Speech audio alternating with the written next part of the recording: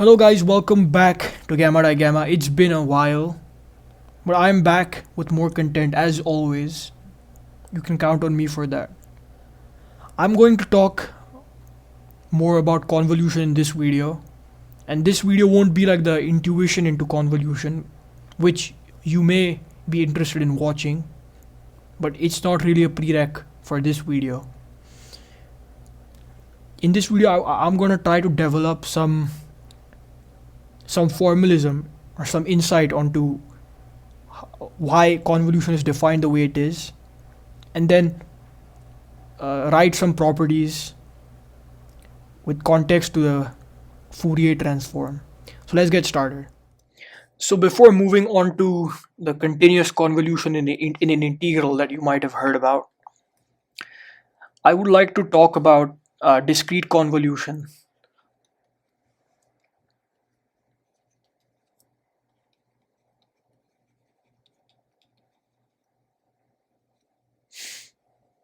So what I mean by that is, assume you have a power series, which I'm going to write as a0 plus a1x, a2x squared,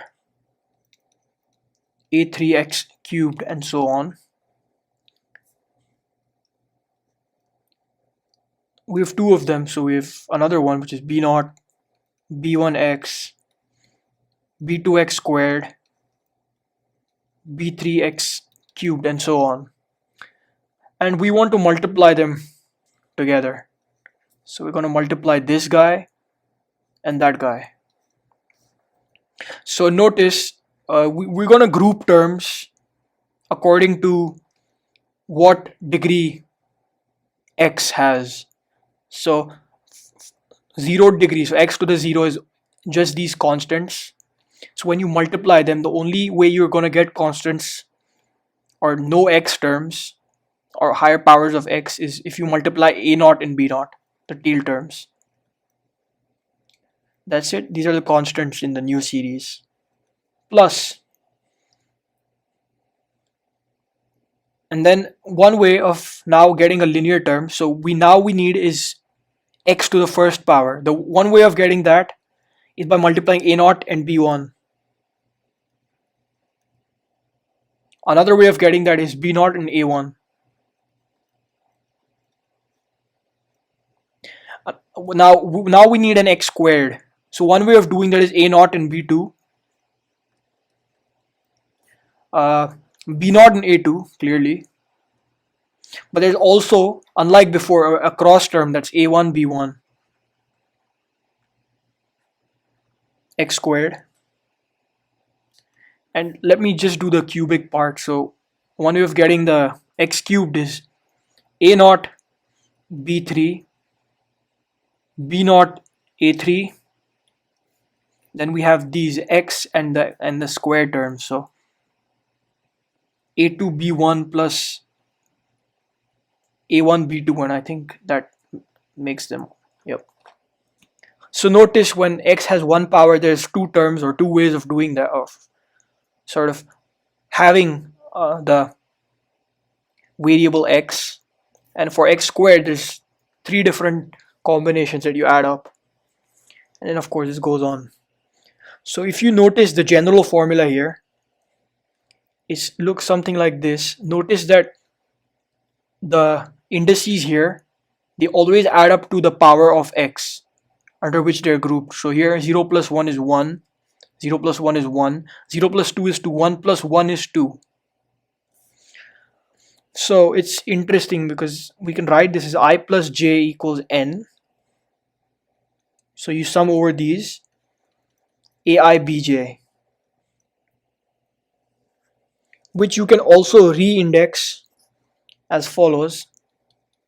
I goes from 0 to n, ai b sub n minus I. This is just the coefficient. So cn is the product coefficient.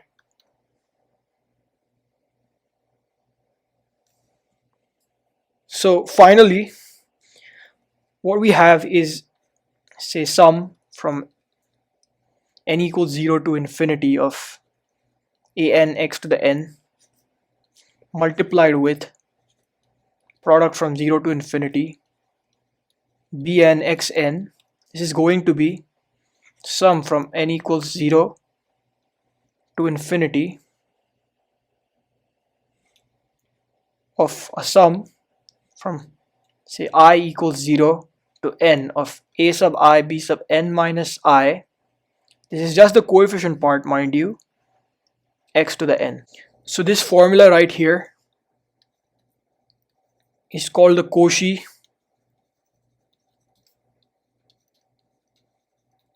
product of series formula. It's really important if you're trying to work with infinite series.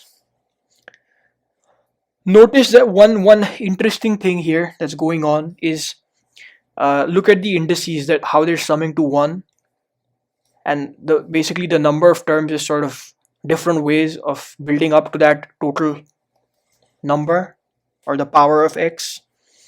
It kind of reminds us of this formula, right? The binomial expansion formula, where we had sum from I equals 1 to whatever n choose I think it was 0. Yep. In which case the powers always added up to an n. So this is just an interesting pattern that I think you should consider when you're looking at this coefficient here. Okay, now when we're trying to go continuous, we're done with our discussion of discrete convolution, which is basically the Cauchy product of series formula. One way of going continuous is you have this formula. We work by analogies. So the analogy here is this summation here with some summand x to the n is analogous in the continuous case to this total integral operator, in which case the integral operator we're concerned with is the Fourier Transform operator. So this is just the operator, we haven't put the function in, just like we haven't put the summand in. And another analogy is this an is analogous to a Fourier square integrable function or a Fourier integrable function, say f of t. So in this case we had an index which now becomes an argument inside, and since we're usually integrating over t, that index or that argument is t, just like the index here is n because we're summing over n. And there, by another analogy, bn, because we need two of them, is g of t. Now all we need to do is just plug in the right places. So the sum becomes an integral over the continuum over the entire space. An, well, write the operator down first, right, because we had this analogy first, and then the an becomes f of t. Fine, we got our first part figured out, multiplied with the bn, which is the same thing but an integral over g of t.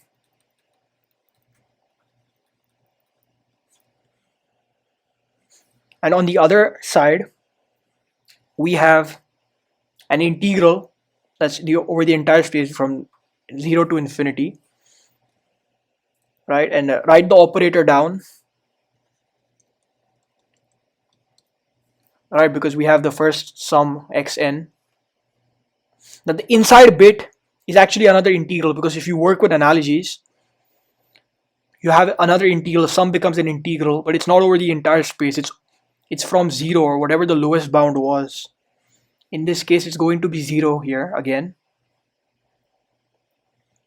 to the upper bound, which is n, and n is the outer variable of integration, in which case that's t. So upper bound's t,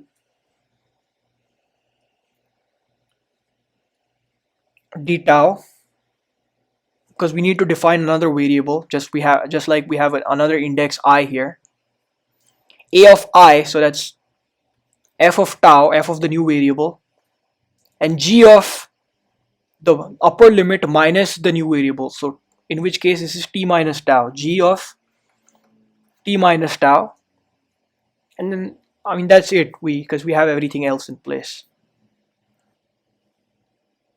But what we're missing one thing, the normalization factor. It is not a Fourier transform yet without this external prefactor. And since we're multiplying by 1 over 2 pi on both sides collectively, I need to account for that here. So now let's just work with the right hand side. We have this stuff which I'm going to define separately. So I'm going to take 1 over square root of 2 pi out, so one of them remains outside. I take the other one in. I have the Fourier transform, because this is a Fourier transform operator of whatever this integral is. So it's a complicated argument for the Fourier transform itself.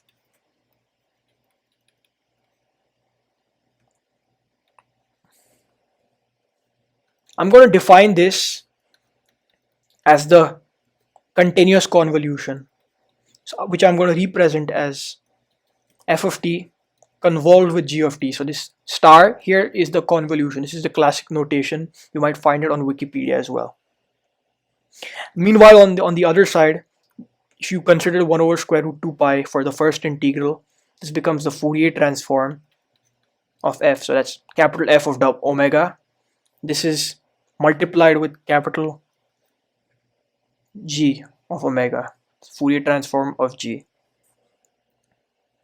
And that's pretty much the formula. This is the formula, but I'm defining convolution to be this integral here. That's literally it. This is it. We've built this up by analogy.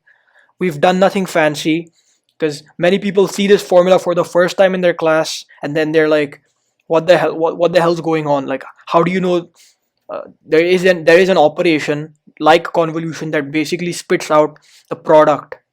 So convolution under Fourier transform becomes a product. And interestingly, the other side of that is also true. So if you have a Fourier transform of a product, that becomes, with the appropriate normalization factor, convolution of the Fourier transforms themselves. So we sort of derived or proved the first part of this by straight up analogy from the Cauchy product of series formula. It's pretty nice. But I'm going to actually derive this. I'm going to do the hard calculation that we've pretty much avoided. This first bit was necessary to introduce or define the convolution as this, or why even do we define it this way? This is the motivation behind it.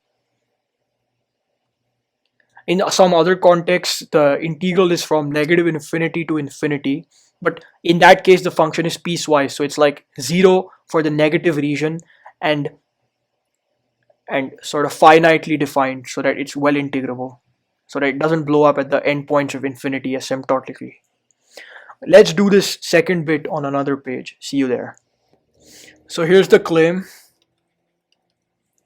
The claim is the Fourier transform of the product of two time functions f and t and g is 1 over square root of 2 pi times the convolution of the Fourier transform of the individual functions. Since the product is normal multiplication of functions is commutative, this will also be commutative. So what do? We just use the definition. So expand the left hand side first. Using the definition of a Fourier transform, we have this. Now one nice thing we can do is sort of invert both these transforms. So f of t and g of t, we can write the inverse Fourier transform for each of them inside this integral. So we're going to have effectively three integrals, one that's outside for the original Fourier transform, and then two for each of these, two for both of them when we invert the Fourier transform. So when we invert, we invoke another factor of 1 over square root 2 pi we have a d omega now, or the issue is we have an omega here and this omega is independent of that one, only the t's are the same, so let's call it omega prime, dummy variable, e to the I omega prime t. The t's are the same, mind you, because we need f of t, so that t has to be the same. G of omega prime, that's the inverted version of g of t. And then we have another integral. I'm going to probably write it down. It's going to be a little crunched. So it's 1 over square root 2 pi again. D omega double prime, because it's another different omega. F of omega double prime. And that's it. So the Fourier transform externally is operating on all of this in the big brackets. We can isolate the 1 over square root 2 pi terms out, which makes it a cube because it's multiplied. And then just write the nested integral out. We have dt. We can collect the exponential terms because we can move inside and outside the integral pretty shamelessly because we're not doing anything rigorous here.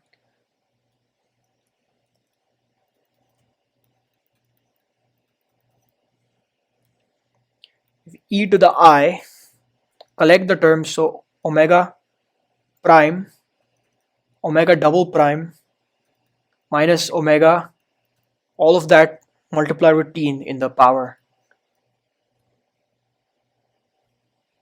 So that's what the big expression we have.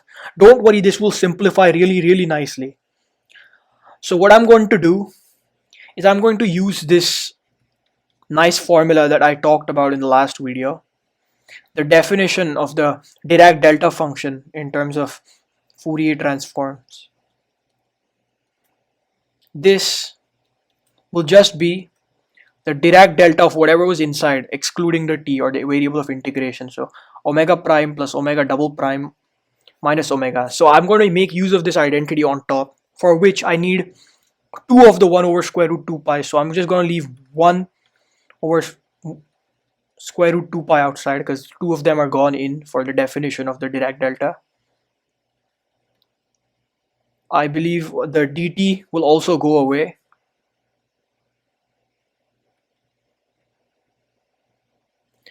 So all we're left with now, dt goes away because of this definition. We have a d omega prime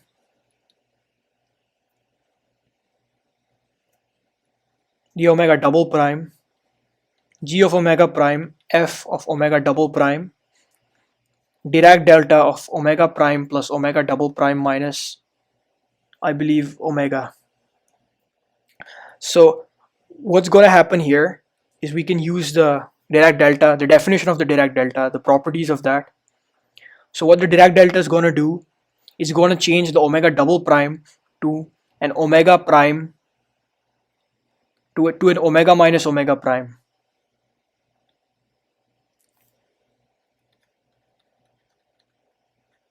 If you don't know why this happens, just watch one of my videos on this.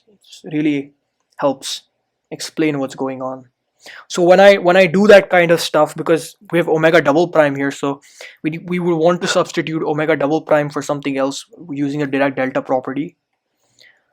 So the inner integral goes away because we now have g of omega prime f of omega minus omega prime, because we sort of use the shifting property or the Dirac delta property on the omega double prime integration variable. And look what this is. This is just another convolution, except it's over the entire space. So as I said, like the convolution, you can either define it as like 0 to t f of tau g of t minus tau dt, or my bad, d tau. You can define it this way. But usually what happens, it reduces, the general case is the entire integral. It reduces down to this because the function is zero for region that's sort of outside. It's zero for whenever it's negative. For convergence reasons, it's the function f or g. They're both zero in the negative region, because e to the this thing will not really converge in the negative regions. It'll keep oscillating like crazy in the complex plane, and it won't really converge nicely. So usually what happens is whatever is in the convolution, or whatever is sort of Fourier integrable, there's zero in the negative region. This is usually the case, unless it's like a Gaussian, but in which case again you can always reduce it down from this to this, the upper and lower bounds, because of this sort of condition.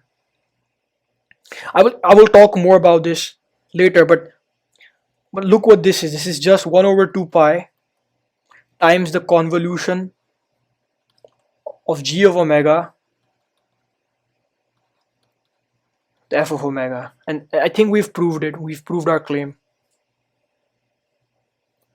So there we go.